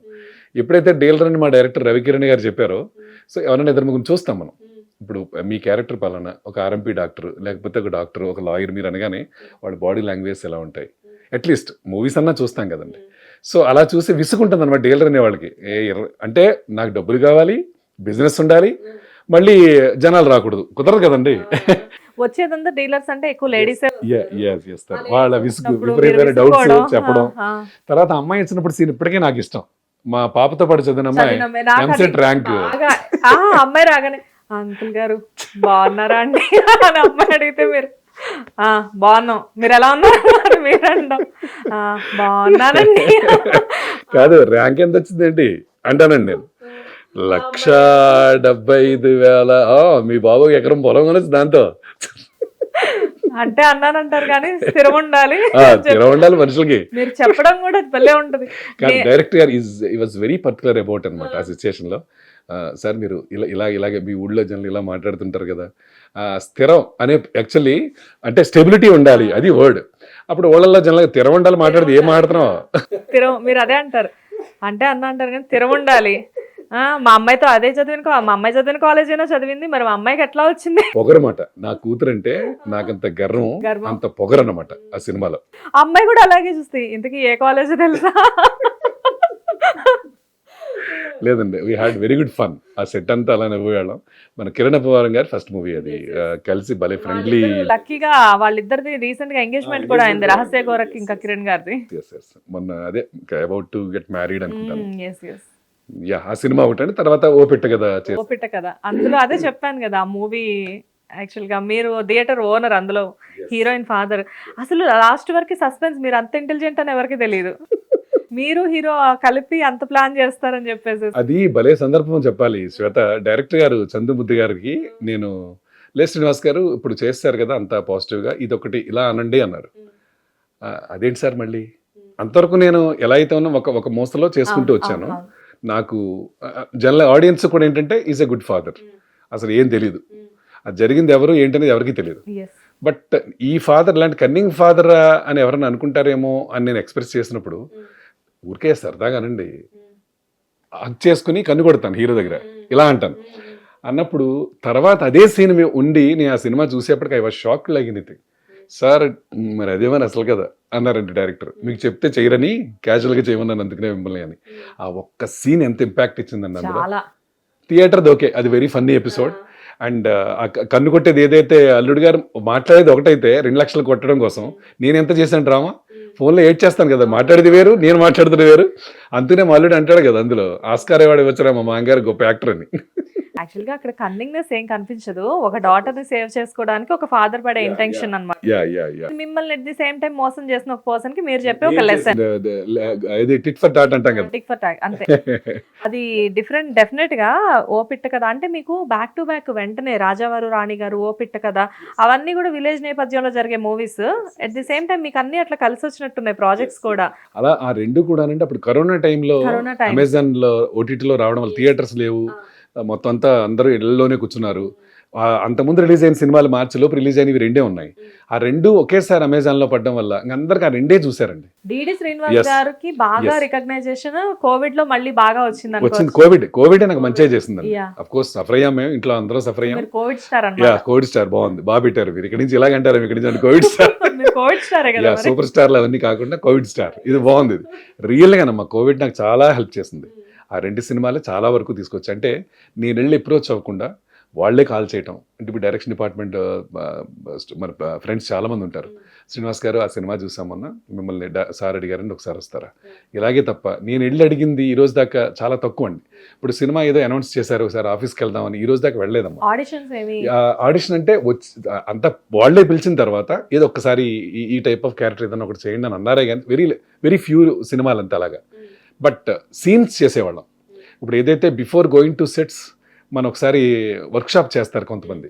మన వెంకటేష్ మహాగారిది మోడర్న్ లవ్ హైదరాబాద్ అని, అందులో సెగ్మెంట్స్ ఉంటాయి. ఒక సెగ్మెంట్ లో నేను హీరోయిన్ ఫాదర్, సో దానికి వర్క్షాప్ పెట్టారు. ఇది రీతు వర్మ వాళ్ళ చేశారు. వర్క్షాప్ పెడితే అది మణికొండలో హోటల్ బుక్ చేశారు. మార్నింగ్ 10 to ఈవినింగ్ 5 వరకు చేసేవారు. ఎందుకు చేస్తున్నారు అనేది నేను ఆలోచిస్తున్నప్పుడు అప్పుడు తెలిసింది, ఇది రేపు సీన్లో మనందరి మధ్య ఒక యునైటెడ్నెస్ ఉంటుంది. ఇప్పుడు శ్వేత, ఇప్పుడు మనం శ్వేతలా మాట్లాడతారు, రేపు శ్వేత నాకు యాక్టర్గా పరిచయం అయింది అనుకోండి, మొమెంట్ ఈజ్ డిఫరెంట్. అలా ఉండేవాళ్ళం. అలా చేసిన సీన్స్ అన్నీ కూడా చాలా ఈజీగా వచ్చేసేవి. పైగా అది ఆన్లైన్ చేసాం ప్రొడక్షన్. సో మొత్తం ల్యాపిల్స్ మైక్లు అవి పెట్టుకుని no dubbings for that project. అప్పుడు కోవిడ్ టైం కాబట్టి సరౌండింగ్స్ అంతా చాలా సైలెంట్ అట్మాస్ఫియర్ క్రియేట్ చేయడం. నంబర్ ఆఫ్ పీపుల్ వర్క్ చేశారండి దానికి. We had very good experience on that particular project. కానీ ఇప్పుడు ఇండస్ట్రీలో ఒక బడ్జెట్ వైజ్గా చూసుకున్నా కానివ్వండి, లేకపోతే ఒక ఫాదర్ ఇంట్లో అంటే లైక్ 100% ఫాదర్ క్యారెక్టర్స్ చేసే ఆర్టిస్టులు మహామహులు చాలా మంది ఉన్నప్పటికీ కూడా ఒక మిడిల్ క్లాస్ ఫాదర్ కానివ్వండి, హై క్లాస్ మిడిల్ క్లాస్ ఏ ఫాదర్ అయినా ఒక మంచి ఫాదర్ ని గుర్తు చేసుకోగానే చాలా మందికి మీరు గుర్తొస్తున్నారు అనడానికి అది నా అదృష్టం అండి. నా మీరు అదృష్టం. నమ్ముతున్నారా ఆ విషయం? 100% నమ్ముతున్నాను. చాలా మంది ఇప్పుడు అప్కమింగ్ పీపుల్ చాలా మంది వస్తున్నారు, అండ్ విత్ డైనమిజం వస్తున్నారు, చాలా మంది వస్తున్నారు. సార్ మీరు ఇలా మీ ప్రాజెక్ట్ చేస్తున్నాం, అది లో బడ్జెట్ ఉంది. జనరల్గా ఏంటంటే ఆర్టిస్ట్ ని పెట్టుకునేప్పుడు budget is the matter. So అది అడగగానే మీరు చెప్పండి అంటాను నేను. అంటే మాది ఏదో సమ్ ఎక్స్ ఉంది సార్ ఫిగర్, ఓకే కొంచెం అన్న వై వరకు వెళ్ళగలరా అంటే లేదు సార్ మాది ఇలా, ఓకే నో ఇష్యూ, క్యారెక్టర్ ఏంటి చెప్పండి. సో అది చిన్నదా పెద్దదా, ఎన్ని సీన్స్ ఉంటాయి, ఎంత, ఇవన్నీ ఏం అడగనండి నేను. అంటే నేను విన్నదాన్ని బట్టి రెమ్యూనరేషన్ కోసం వర్క్ చేసే ఆర్టిస్టులు కొంతమంది అయితే ఒక ఆర్టిస్ట్ గా గుర్తింపు కోసం వర్క్ చేసే ఆర్టిస్ట్ కేవలం వాట్ యూ సెడ్ 100% రైట్. నాకు ఐ వాంట్ రికగ్నిషన్. అన్ని క్యారెక్టర్స్ అన్ని రకాలు చేయాలి. సో నాకంటూ ఒక శ్రీనివాస్ భోగిరెడ్డి అంటే ఒక ఇమేజ్ ఉండాలి. అలా చేయడం కోసం ఎలాంటి ప్రాజెక్టులు ఏవైనా సరే, వాళ్ళు ఏమైనా ఇవ్వనివ్వండి, ఎంతైనా ఇవ్వనివ్వండి, ఎలాంటి ప్రాబ్లమ్స్ అయినా సెట్స్లో టైమింగ్స్ ప్రాబ్లమ్స్ అంటే ఏముంది, మనకు నచ్చిన క్యారేజ్ రాకపోవచ్చు, ఒకసారి మనకు నచ్చిన చెట్టు లేకపోవచ్చు కూర్చోవడానికి, మనకు నచ్చిన కూల్ డ్రింక్స్ ఏమైనా లేకపోవచ్చు, అదే కొబ్బరి నీళ్ళు జ్యూసెస్ అవి ఇస్తుంటారు కదండి, అవన్నీ అసలు నథింగ్ మ్యాటర్ అనమాట అండి, డజంట్ మ్యాటర్. సో నేను ఫీల్ అయ్యేది ఏంటంటే క్యారెక్టర్ ఎలా చేసాం, ఎంత బాగా చేయగలిగాం, దాని మీదే పాయింట్ ఆఫ్ వ్యూ ఫోకస్ అంతా తప్ప ఈ ఫుడ్ బెడ్ అకామిడేషన్స్ ఇవన్నీ చూడండి నేను. అలాగే క్యారెక్టర్ చేస్తున్నాడు, మీ పక్కన ఎవరు చేస్తున్నారండి, ఇప్పుడు ఎవరు మీ పేరు ఎవరు, సో మీరు శ్రీనివాస్ గారు మీరు హీరోయిన్ ఫాదర్ అండి అనగానే మిగతా ఏం మాట్లాడేవాడిని కాదు, మీరు హీరో ఫాదర్ అని ఇంకేం మాట్లాడేవాడిని కాదు.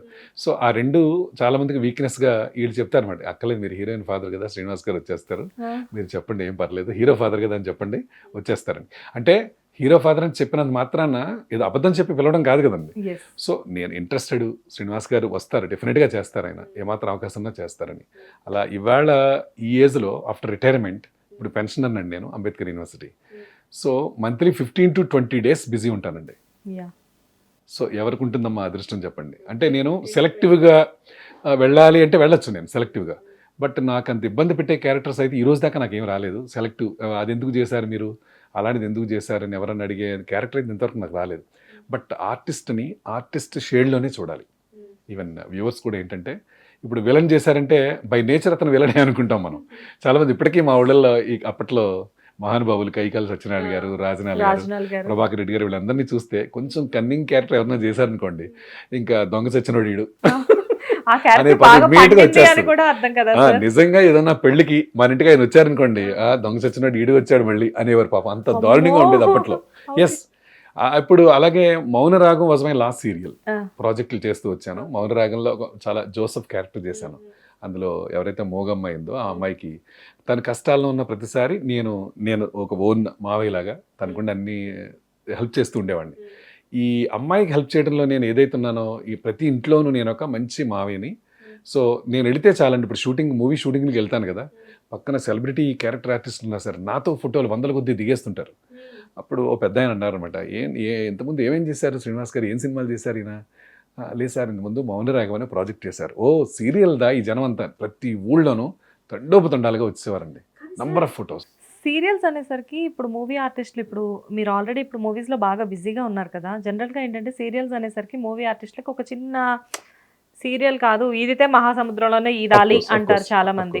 కానీ ఈ సీరియల్స్ లో కూడా ఇప్పుడు చాలా పెద్ద రికగ్నైజేషన్స్ వస్తున్నాయి కదా సార్. ఏదైనా చేయాల్సిందే క్యారెక్టర్ తాలూకు ఎక్స్ప్రెషన్స్ కావాలి, పెర్ఫార్మెన్స్ కావాలి. సో అదే పెర్ఫార్మెన్స్ సీరియల్కి సినిమాకి డిఫరెన్స్ అని చెప్పను కానండి.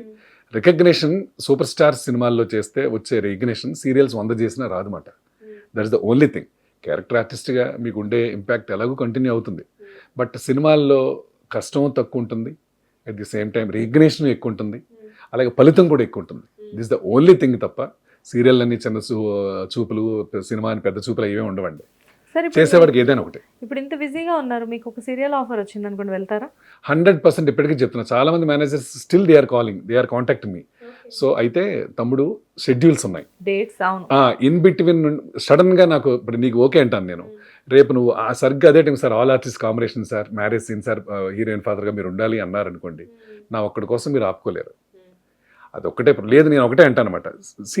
టీవీ ఛానల్, టీవీ అంటే నాకు చాలా ఇష్టం, ప్రాణం నాకు అది. సో ఒకరోజు వచ్చే క్యారెక్టర్ అమెరికా నుంచి మావయ్య వస్తున్నారు, లేకపోతే అమెరికా నుంచి మావయ్య వాళ్ళ నుంచి వెళ్తున్నారు పెళ్లి చేసి, అలాంటి క్యారెక్టర్ ఉంటే చెప్పండి వస్తానని. అలాగే 2-3 ప్రాజెక్టులు కూడా చేశాను. జస్ట్ వన్ డే చొప్పున కూడా చేశాను. అది దూరం చేసుకున్నామ్మా నేను, నాకు ఇంట్రెస్ట్ అంతే. సో బట్ బడ్జెట్ మ్యాటర్లో మాత్రం ఆయన సీరియల్ ఆర్టిస్ట్ అండి, సీరియల్ చేస్తుంటారు, పర్లేదు మనం ఆ మ్యాటర్కి మనం ఓకే చేసేయచ్చు అనుకుంటూ మాట్లాడుతుంటారు. సో అదొక్కటే కొంచెం ఇబ్బంది పెట్టే సందర్భం తప్ప. అలా ఎలా అనుకుంటారు సార్, ఇప్పుడు మూవీస్ లో ఇంత బిజీగా ఉన్నప్పుడు సీరియల్ ఆర్టిస్ట్ అని చెప్పేసి వాళ్ళు అలా అనుకోలేరు కదా. ఇప్పుడు అయినా కూడా ఇప్పుడు కూడా అడుగుతారు కదండి, మీది చెప్పండి బడ్జెట్ అంతే. పెద్ద సినిమాలు అదే మాట్లాడతారు, చిన్న సినిమాలు వాళ్ళు కొత్త లో బడ్జెట్లు అంటారు. సో రవితేజ గారి సినిమా, అలాగే ప్రభాస్ గారి సినిమా, అలాగే మహేష్ బాబు గారి సినిమా, మనం డెఫినెట్గా లో బడ్జెట్లు అనలేము. వాళ్ళు mega pan India super stars అండి, వాళ్ళ సినిమా బడ్జెట్లే ఎలా ఉంటాయి. కానీ అలా ఉన్నప్పుడేమో ఉండే బడ్జెట్లు చిన్న సినిమా వాళ్ళ దగ్గర మనం ఎక్స్పెక్ట్ చేయలేం. బట్ ఏదైనా కానివ్వండి, వాళ్ళు అడుగుతారు. మా దగ్గరికి వచ్చేప్పటికే, క్యారెక్టర్ ఆర్టిస్ట్ దగ్గరికి వచ్చేప్పటికే బడ్జెట్ మ్యాటర్ అవుతుందన్నమాట. సార్ మనకి బడ్జెట్ చాలా తక్కువ ఉంది క్యారెక్టర్కి, అది ఇది అని. సరే ఓకే, డేస్ ఖాళీ ఉన్నాయా, ఆ డేట్ చెప్పిన డేట్స్ ఓకే, ఇంట్లో కూర్చునే బదులు వెళదాం పోనీ, అది కొంచెం అడ్వాంటేజ్ వాళ్ళు తీసుకుంటారు. బట్ నాకు నా డైరీలో ఇంకొక సినిమా ఎంటర్ అవుతుంది అనేది నేను గర్వంగా దాన్ని వర్క్ చేస్తుంటాను. అది మెయిన్ అండి. ఓకే. అండ్ సార్ ఇప్పుడు ప్రజెంట్ మీకు అంటే పెద్ద పెద్ద ప్రాజెక్ట్స్ చాలా చేస్తున్నారు. అండ్ రీసెంట్గా థియేటర్స్లో కానీ ఓటీటీస్లో కానీ ఏ మూవీ చూసినా కానీ కంపల్సరీ మీరు కనపడుతున్నారు, అది క్యారెక్టర్ చిన్నదో పెద్దదో అవని. రీసెంట్గా గీతాంజలి మళ్ళీ వచ్చింది మూవీ ఒకటి, అలాగే కృష్ణమ్మ ఒకటి, అలాగే ఇప్పుడు అల్లరి నరేష్ గారిది ఇప్పుడు ఇంకో ప్రాజెక్ట్ చేస్తున్నాను, మన బచ్చలు మల్లి అని, సుబ్బు గారు డైరెక్టర్. దానికి అది మొన్న బార్ లో ఒక ప్రోమో రిలీజ్ చేశారు. అది నెక్స్ట్ షెడ్యూల్ అవుట్డోర్ కి వెళ్తున్నాం అనమాట, రేపు 10th నుంచి వస్తుంది. Very good production house. Subbu గారు ఇస్ ద డైనమిక్ డైరెక్టర్. చాలా మంది, రామ్ గోపాల్ వర్మ గారిది వ్యూహం ఒకటి, శపథం ఒకటి చేశాను, అది పొలిటికల్ డ్రామా బ్యాక్గ్రౌండ్. అది చేశాను దేనుడుమ్మ గారు చేశాను. అండ్ అన్వేషి అని మొన్న మధ్య అనన్య నాగళ్ళ ఫాదర్గా చేశాను. తర్వాత వెబ్ సిరీస్లో అయితే ఒక 10-15 పైనే చేశానండి. ఇప్పుడు అబౌట్ రీసెంట్లీ చూసే ఉండాలి మీరు, వధువు అని హాట్‌స్టార్లో, అవికా గౌర్ ఫాదర్గా చేశాను. అండ్ అన్నపూర్ణ స్టూడియోస్ వాళ్ళది వ్యూహం అని ది వెబ్ సిరీస్, అందులో హీరో ఫాదర్గా చేశాను. అది కూడా వెరీ గుడ్, చాలా ట్రెండింగ్లో ఉన్న ప్రాజెక్టులు అయ్యి. ఇప్పుడు అలాగే గోల్డ్ బాక్స్ ఎంటర్టైన్మెంట్, సుస్మిత గారిది, చిరంజీవి గారి డాటర్, వాళ్ళ ప్రొడక్షన్లో పేతురాజు అనుకుంటాను, నివేత థామస్ పేతురాజు. నాకు ప్రతి ఎప్పుడు ఇంటర్వ్యూ ఇచ్చినా నేను ఆ అమ్మాయి ఫాదర్ గా చేశాను. అది ఒకటి ఈగర్లీ వెయిట్ చేస్తాను. అది కొంచెం డిఫరెంట్ క్యారెక్టర్ అండి, ఫాదరే కానీ బట్ డిఫరెంట్ క్యారెక్టర్. అదే నచ్చని పనులు ఏదైనా చేసినప్పుడు ఫాదర్ ఎలా ఫీల్ అవుతుంటారో ఆ సిచ్యుయేషన్ సంబంధించి అదొకటి ఎదురు చూస్తూ ఉన్నాను. వెబ్ సిరీస్లో అయితే ఇంకొక 5-6 ఉన్నాయండి రావాల్సినవి. సో ఇప్పుడు ఇంకా రిలీజ్ అయ్యే సినిమాలు ఏవైతే ఉన్నాయో అందులో ఒక 2 పెద్ద ప్రాజెక్టులు రెడీ చేశాను. గేమ్ చేంజర్ అందులో ఒక క్యారెక్టర్ చేశాను శంకర్ గారి డైరెక్షన్లో. సో అలాంటి ఒక dynamic directors, most popular directors చేతిలో చేయడం కూడా అదృష్టం అండి. అది హీరో రామ్ చరణ్ గారి కాంబినేషన్లోనే చేశాను. అండ్ ప్రభాస్ గారిది మారుతి గారి డైరెక్షన్లో రాజా సాబ్ అనే సినిమా రిలీజ్ అవుతుంది, అందులో చేశాను. వారి ప్రభాస్ గారితో పాటు చేశాను. సో ఈ 2 మర్చిపోలేను అండి. అంటే ఎస్ పెద్ద వచ్చాయి, పెద్ద సినిమాలు అనమాట. అందులో ఎంత ఉంది అనే దానికంటే అందులో నేను కూడా భాగస్థుడయ్యాను, స్క్రీన్ షేర్ చేసుకుంటున్నాను అనే దాని ఫీలింగ్ సో ప్రౌడ్. ఇక్కడ సందర్భం వచ్చింది కాబట్టి అడుగుతున్నాను. శంకర్ గారి గురించి మాట్లాడదాం. శంకర్ గారు చాలా పెద్ద డైరెక్టర్, ఆయన టాలెంట్ గురించి మాట్లాడే పని లేదు. And at the same time Ram Charan గారు మంచి హీరో. అండ్ శంకర్ గారితో వర్క్ చేయడం మీకు ఎలా అనిపించింది? అసలు నాకు అంటే 2 రోజుల ముందే కాల్ వచ్చిందండి. అది నాకు 2 days ముందు ఇలాగా సారథి స్టూడియో అండి, అప్పటికి మా సన్ మ్యారేజ్ ఉంది ఇంకొక 10 daysలో. ఈ లోపల శంకర్ గారి మూవీ అని చెప్పారు. ఏం చేయాలి, శంకర్ గారి మూవీ చేయాలి. శంకర్ గారి మూవీ అంటే అది రామ్ చరణ్ గారి కాంబినేషన్ అన్నారు. My God, I was shocked when I received the call. So ఇప్పుడేంటి షూట్ అంటే పలానా టైం ఉంది, ఒక పక్క పెళ్లి పనులన్నీ ఉన్నాయి, ఇవన్నీ ఏంటి పరిస్థితి ఎలా ఉందని ఇంట్లో డిస్కస్ చేస్తే, బట్ శంకర్ గారు డాడీ మీరు వెళ్ళండి మూవీకి అని మా పిల్లలు అంటుంటే సరే ఓకే అన్నాను. సో ఏమైనా సరే శంకర్ గారిని చూడాలి. శంకర్ గారు ఉండరేమో, లేదు చిన్న యాక్టర్లు కదా, మనకి కో యాక్టర్స్ వాళ్ళు మేనేజ్ చేస్తుంటారేమో అని I thought like that. But when I entered in to sets, sorry డైరెక్ట్గా వచ్చి మాట్లాడి, సో సీన్ నా క్యారెక్టర్ ఏంటో చెప్పి ఎక్స్ప్లెయిన్ చేసి ఈచ్ అండ్ ఎవ్రీ అంటే మైన్యూట్ కూడా డిఫరెన్స్ లేకుండా అంతా చెప్పి బాడీ లాంగ్వేజ్తో సహా చెప్పి వెళ్ళారండి. అలా 2 days వర్క్ చేస్తాను. అది కూడా పక్కన రామ్ చరణ్ గారు. ఇలా పెద్ద పెద్ద స్టార్స్ కదండి వీళ్ళంతాను, వాళ్ళందరినీ చూస్తే ఎలా ఉంటుంది మనకి. సో మన పిల్లలే అవడానికి, బట్ ఒక పాన్ ఇండియా లెవెల్ వెళ్ళిపోయారు వీళ్ళందరూ, విశ్వవిఖ్యాతలు అయిపోయారు వీళ్ళంతా చాలా చిన్న ఏజ్లో. రియల్లీ బ్లెస్డ్ పీపుల్ అండి వాళ్ళందరూ. సో ఆయన పక్కన అలాగే సునీల్ గారు ఉన్నారు, తర్వాత ఇంకొక అతను కో ఆర్టిస్ట్ ఉన్నారు దీపక్ గారని. సో మా నలుగురిది కాంబినేషన్ 2 days అండి, ఎలక్షన్ ఆఫీస్ అనమాట అది. సో అందులో చేసినప్పుడు శంకర్ గారు పని కట్టుకుని రావడం, ఆయన వెరీ గుడ్ అనటం, ఇవన్నీ నాకు మర్చిపోలేను అనమాట. ఒక పాజిటివ్ వైబ్రేషన్ ఫర్ ఎవర్ ఉంటుంది. పెద్ద డైరెక్టర్స్ అంటే పెద్ద ఒకలా ఇమాజినేషన్ ఉంటుంది మనకి, బట్ మనం వాళ్ళు ఫేస్ టు ఫేస్ చూసినప్పుడు వాళ్ళు ఏంటి, వాళ్ళ బిహేవియర్ ఏంటి, వాళ్ళ స్టాండర్డ్స్ ఏంటనే అర్థమవుతాయి. చాలా గౌరవంగా చిన్న ఆర్టిస్ట్ కానివ్వండి, పెద్ద ఆర్టిస్ట్ కానివ్వండి, ఆయనకి ఏదైతే కావాలో అది క్లియర్గా రావడం, దగ్గరికి వచ్చి చెప్పడం, మైక్లో అరవటాలు, ఇవన్నీ అంటే కొంతమందికి అలా ఇష్టం. కొంతమంది డైరెక్టర్స్ అయితే చాలా సాఫ్ట్గా అవసరమైతే దగ్గరికి వచ్చి నాకు వరకే వినపడేలా మాట్లాడి వెళ్ళి కూర్చోవడం. అంత పెద్ద పెద్ద వాళ్ళు అలా చేయడం అంటే ఎంత గ్రేట్ అండి. అంతేనే వాళ్ళు ఐ మీన్ ఎస్ కారణ జన్మలో అండి అందరూ కూడా. ఈనాటికి అదే పేరు మెయింటైన్ అవుతుంది అంటే కొంతమంది డైరెక్టర్స్ ఎంత పెద్దవాళ్ళైనా కానీ ఫేడ్ అవుట్ అయిపోయిన వాళ్ళు ఉన్నారు, ఆయన తర్వాత వచ్చిన వాళ్ళు కూడా. మేబీ బిహేవియర్స్ కూడా రీజన్స్ 100% అండి. Not only I mean particular crew in the media అండి, అందరికీ బిహేవియర్ అనేది plays important role in industry. So మీకు కష్టమైన కాకరకాయ కూర తీయగా ఉందనుకోండి, అబ్బా ఎంత అద్భుతంగా ఉందనే అనాలి. అలాగే మునక్కాయ కూర చేదుగా ఉందనుకోండి, లేదు చాలా బాగుంది అనాలి. ఇవన్నీ కూడా కౌంటేనండి. ఇష్టం లేదా కొంచెం సైలెంట్గా ఉండటం, వినయం విధేయతలు అనేది ఎక్కడైనా ఉండాల్సిందేనండి. ఆ సంస్కారాన్ని బట్టి మనకి ఆపర్చునిటీస్ కూడా ఉంటాయి. సార్ ప్రతి ఆర్టిస్ట్కి అంటే ఇప్పుడు మీరు చాలా క్యారెక్టర్స్ చేస్తున్నారు కదా, ప్రతి ఆర్టిస్ట్కి కొన్ని క్రేవింగ్స్ ఉంటాయి, నేను ఈ క్యారెక్టర్ చేయాలి అని చెప్పేసి. అలాంటి మీ డ్రీమ్ క్యారెక్టర్ ఏంటి? ఛాలెంజింగ్ రోల్స్ చేయాలండి.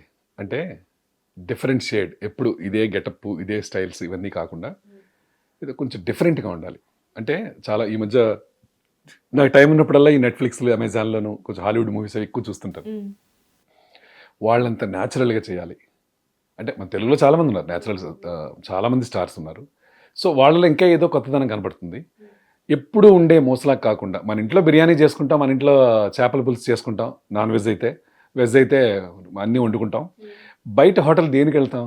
బెస్ట్ ఫుడ్ ఒక చోట బాగుంటుంది, పలానా చోట్ల బిర్యానీ బాగుంటుంది, పలానా చోట జ్యూసెస్ బాగుంటాయి, పలానా చోట ఫ్రూట్స్ బాగుంటాయి, పలానా చోట స్వీట్స్ బాగుంటాయి.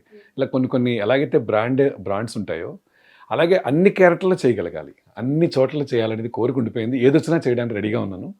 బట్ ఎక్కువగా నెగిటివ్ రోల్స్ చేయాలనేది బాగా ఇంటెన్షన్ ఉంది. అది ఇంతకుముందు ఛానల్లో కూడా చాలా మంది ఇదే చెప్పాను. ఇలాగే కాకుండా ఏంటి శ్రీనివాస్ మీ ఫేస్లో కోపం కూడా ఉంటుందా, మీరు సీరియస్గా కూడా అదే చేయగలరా? నేను మీతో మాట్లాడుతున్నా కానీ నేను ఇమాజిన్ చేసుకుంటున్నా. నాకు ఒక హ్యాబిట్ ఉందన్నమాట, ఎవరైనా ఏదైనా చెప్తున్నప్పుడు ఊహించుకుంటా. మిమ్మల్ని నేను అలా ఊహించుకోలేకపోతున్నాను ఎందుకో. మీ ఫేస్ ని విలన్ గా అంటే ఒక నెగిటివ్ షేడ్ లో అనేది కొంచెం కష్టమే. అఫ్ కోర్స్, కానీ చెయ్యాలనే తపన ఉందన్నమాట నాకు. Okay. ఉన్నాయండి ఒక 4-5 సినిమాలు ఉన్నాయి రావాల్సినవి, అందులో చేశాను. ఇంకా కావాలి నాకు, ఇంకా కావాలని అనిపిస్తుంది. సో డైరెక్టర్స్ అందరూ కొంచెం సో వినండి. మీ అందరి దయ వల్ల డైరెక్టర్స్ కూడా చేరేయండి.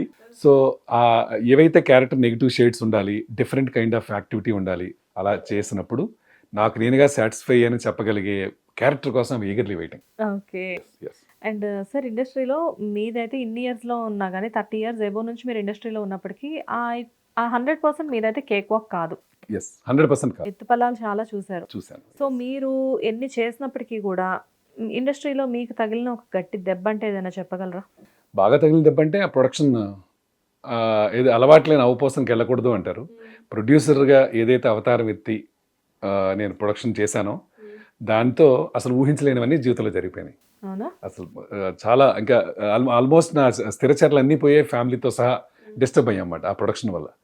సో అప్పటి నుంచి ఇంకా ప్రొడక్షన్స్ అనేది అంటే ఎస్పెషల్లీ టీవీ ఇండస్ట్రీకి సంబంధించి నేను ప్రొడ్యూస్ చేసేంత స్థాయి నాది కాదు కాబట్టి చేయకూడదని, ఇంకా దాని జోలికి వెళ్ళకూడదని డిసైడ్ చేసుకున్నాను. అది మాత్రం ఎప్పటికీ మర్చిపోలేదు. మామూలు దెబ్బలు కాదని చాలా నేర్చుకున్నాను. అందులోంచి బయటపడే ఇది కూడా భగవంతుడే చేశాడు అనుకుంటాను నేను. ఎప్పుడైనా అనిపించింది సార్ ఇలాంటి దెబ్బలు తిన్న తర్వాత ఎందుకు వచ్చిందిలే మనకి ఇండస్ట్రీ, వద్దు మన పని మనం చేసుకుందాం, వెళ్ళిపోయి మన ఊరికి అని ఎప్పుడైనా అనుకున్నారా? అలా అనుకోలేదు, కానీ ఈ ప్రక్రియ ఏదైతే నిర్మాణ ప్రక్రియ ఏదైతే ఉందో ఆ జోన్ నుంచి తప్పుకుందాం. నేను ఏదైతే లక్ష్యంతో వచ్చానో దాని మీదే ఫోకస్ పెడదాం అనుకున్నాను, దాని మీదే ఫోకస్ పెట్టాను. సో ఇవాళ హ్యాపీగా ఎంజాయ్ చేస్తున్నాను. అప్పటి నుంచి మళ్ళీ ఇప్పటి వరకు ఎప్పుడు ఇంకా అలా వెళ్ళలేదు, అటువంటి చూడలేదు, ఇక తలంపు కూడా నాకు రాదు. బట్ ఇప్పుడు మా డాటర్ వీళ్ళందరూ ప్రొడక్షన్ హౌసెస్ ఉన్నాయి కాబట్టి, so already I got lot of experience how to make a production. So ఇప్పుడు నేను ఏదో వర్కింగ్ పార్ట్నర్ లాగో, వర్కింగ్ పర్సనాలిటీ లాగో వాళ్ళకి ఉపయోగపడతాను. ఎక్కడ ఎక్కొచ్చో ఎక్కడ తగ్గొచ్చో నేను చెప్తూ ఉంటాను. అలా ప్రొడక్షన్ చేయడానికి ఆ ఎక్స్పీరియన్స్ ఉపయోగపడుతుందని భావిస్తున్నాను. ఎనీవేస్ మనం ఇంటర్వ్యూ స్టార్ట్ చేసి ఇంతసేపు అయినప్పటికీ కూడా నేను ఒక మిస్టేక్ చేశాను. ఏంటో అసలు మీ ఇంటర్వ్యూ నేను బిగినింగే ఒక మంచి సాంగ్ తో స్టార్ట్ చేద్దాం అనుకున్నాను.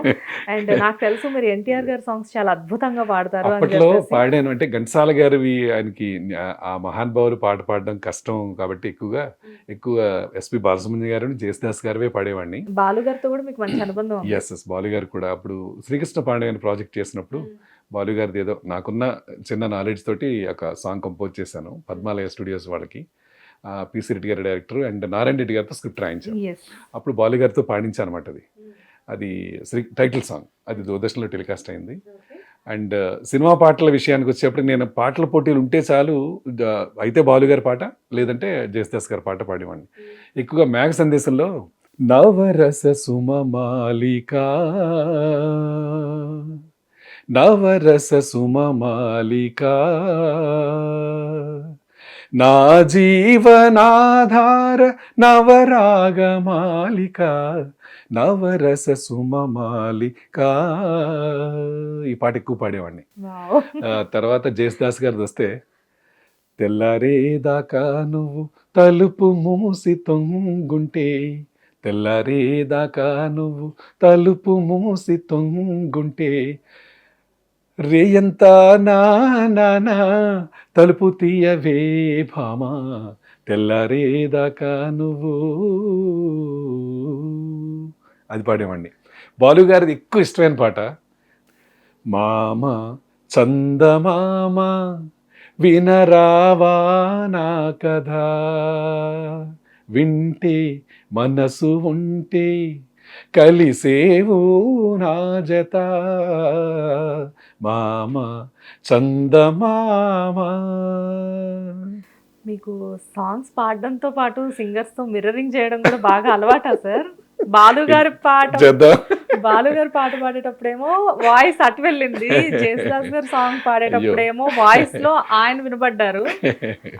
ఆటోమేటిక్ గా అంటే లైక్ సాంగ్స్ ని కూడా మిమిక్రీ చేసే ఒక ప్రక్రియ ఏదైనా అలవాటు అంటే ఉందా మీకు? అలవాటు లేదు కానీ వారు అలా పాడతారు కదా, అలాగే పాడితే బాగుంటుందని అదే ధ్యాస తప్ప ఇంకేం లేదమ్మా. మిమిక్రీ అయితే నాకేం రాదు, నా ఉన్న వాయిస్ తోటే పాడాను. యాక్చువల్ గా బాలు గారు ఒకటి అంటారు అనమాట, ఇలా పాడినప్పుడు మ్యూజిక్ క్రీ అంటారు దాన్ని.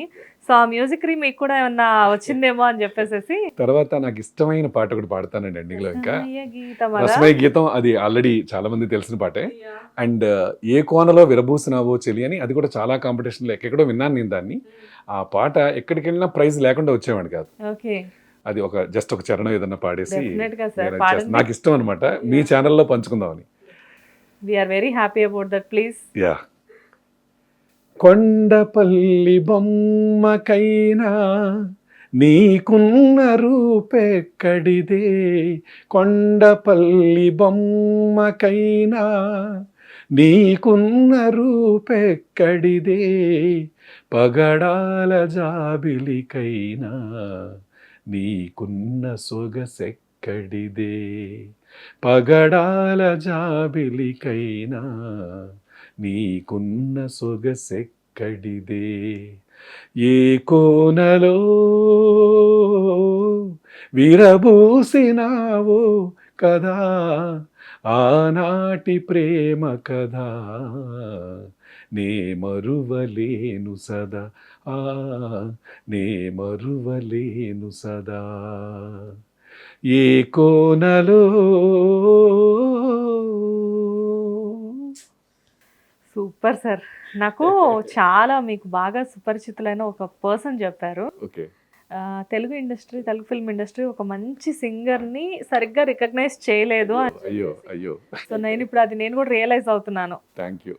కానీ చాలా కొన్ని సాంగ్స్ అయితే మీరు పాడారు చాలా అద్భుతంగా, ఆ పాడినవి చాలా మంచి హిట్. లైట్ మ్యూజిక్స్ నాకు చాలా ఇష్టం అండి. చాలా చోట్ల ఈ రేడియోలో ఇప్పుడు అయిన తర్వాత దూరదర్శన్లో కానీ రేడియోలో కానీ చాలా మంది మన ఇప్పుడు so called existing super star singers, super singers ఎవరైతే ఉన్నారో మేమందరం అప్పట్లో బ్యాచ్ల్లో పాడేవాళ్ళం. సునీత్ గారి దగ్గర నుంచి రఘు కుంచే గారు, గంగాధర శాస్త్రి గారు, గద్దర్ శ్రీనివాస్ గారు, మేమందరం బ్యాచ్ కాంటెంపరీ. నిహాల్ గారు కూడా, ఈ చలపతిరాజు గారు అని ఆర్టిస్ట్ కూడా ఉన్నారు. మేమందరం సీరియల్స్ లో బిజీ ఉన్నారు ఆయన. సో మేమందరం కలిసి పాడుతుండేవాడు. మా ఎరా వేరనమాట టోటల్ గా. బట్ అందరూ కూడా they are establishing like anything. Yes, beautiful singer. నేను రీసెంట్ గా ఇంటర్వ్యూ చేశాను, నాకు తెలియదు ఈ విషయం. లేకపోతే ఆ టాలెంట్ ని కూడా వాడేసుకునేదాన్ని. వెరీ గుడ్ సింగర్, అద్భుతమైన పద్యాలు పాడగలరు, అద్భుతమైన పాటలు పాడతారు. వీళ్ళందరూ అలా అందరూ ఒకరికొకరు అలా పెరుగుతూ వచ్చి చూస్తూ నేర్చుకుని వచ్చి వాళ్ళు ఎవరి స్థాయిలో వాళ్ళు అద్భుతమైన స్థానాలకు ఎదిగారండి. అందరూ ఫీలింగ్ సో స్థాయిలో వాళ్ళు అద్భుతమైన స్థానాలకు ఎదిగారు. ఎవరికి వాళ్ళు చాలా బిజీగా ఉన్నారు. ఉన్నప్పటికీ కూడా మీ ఫ్రెండ్షిప్ అంతా కంటిన్యూ అవుతుంది. Yes even though you are very busy with our activities. కలిసినప్పుడు మాట్లాడుకునే తీరులు అవన్నీ ఆ రోజులే అవన్నీ మాట్లాడుకుంటూ ఉంటాం. సో అది ఫైనల్లీ మీ శ్రీనివాస్ గురించి. Nice sir, thank you so much sir. మా స్టూడియోకి వచ్చి నిజంగా చాలా మంచి ఇంటర్వ్యూ ఇది. కొన్ని ఇంటర్వ్యూస్ చేసినప్పుడు ఏంటంటే హ్యాపీగా అనిపిస్తుంది, ఏ ఇంటర్వ్యూ అయినా కానీ. కొన్ని ఏంటంటే హార్ట్ఫుల్గా చాలా థ్యాంక్స్ చెప్పాలి గెస్ట్కి అనిపిస్తుంది. అలానే నేను మీకు థ్యాంక్స్ చెప్తున్నాను. అండ్ యూఆర్ ఆల్రెడీ అంటే మీకు నేను ఆల్ ది బెస్ట్ చెప్పాల్సిన అవసరం కూడా లేదు, ఎందుకంటే మీరు చాలా బిజీగా ఉన్నారు అండ్ మీరేంటి అనేది ప్రపంచానికి తెలుసు. బట్ చెప్పాలి కాబట్టి చెప్తున్నాను. I wish you all the best sir. ముందు ఇంకా ఇదే బిజీ అనేది కంటిన్యూ అవుతూ ఉండాలి. అండ్ ఎప్పుడు కూడా బాగా బిజీ ప్రాజెక్ట్స్ చేస్తూ ఉండాలి. ఆల్రెడీ పెద్ద మూవీస్ చాలా స్టార్ట్ అయ్యి ఉన్నాయి, మేబీ ఇంకా చాలా పెద్ద మూవీస్ చేయాలి అని చెప్పేసి నేను మా హిట్ టీవీ తరఫు నుంచి కోరుకుంటున్నాను. థ్యాంక్ యూ సో మచ్ శ్వేత, నన్ను ఇవాళ మీ హిట్ టీవీ తరఫున ఇలా ఇంటర్వ్యూ చేయడానికి పిలిచినందుకు. అండ్ అలాగే హిట్ టీవీ వీక్షకులందరికీ కూడా నేను విషెస్ చెప్తూ, మా ఛానల్ని అందరూ చూడండి, షేర్ చేయండి, లైక్ చేయండి. సో ఇంతసేపు మా కార్యక్రమం ఏదైతే ఉందో మీరు ఓపికగా భరించినందుకు మీకు అందుకు థ్యాంక్స్. సో మీ యాక్టర్ శ్రీనివాస్ భోగిరెడ్డి ఇంకా మంచి సినిమాలతోటి మంచి ప్రాజెక్టులతో మీ ముందుకు వస్తాను. సో త్వరలోనే నా 100 సినిమాలు అయిన తర్వాత మళ్ళీ ఇంటర్వ్యూ ఇదే హిట్ టీవీ ఛానల్ ద్వారా వస్తాను. Thank you so much. Thank you sir, thank you. ముందే వరమిచ్చారు. Thank you so much for that. Hi అండి, నేను మీ యాక్టర్ శ్రీనివాస్ భోగిరెడ్డిని. మీకు నచ్చేటువంటి, మీరు మెచ్చేటువంటి మంచి కంటెంట్స్ కోసం డౌన్లోడ్ చేసుకోండి hit TV app for free. ఇది ఉచితంగానే మీరు డౌన్లోడ్ చేసుకోండి. Thank you.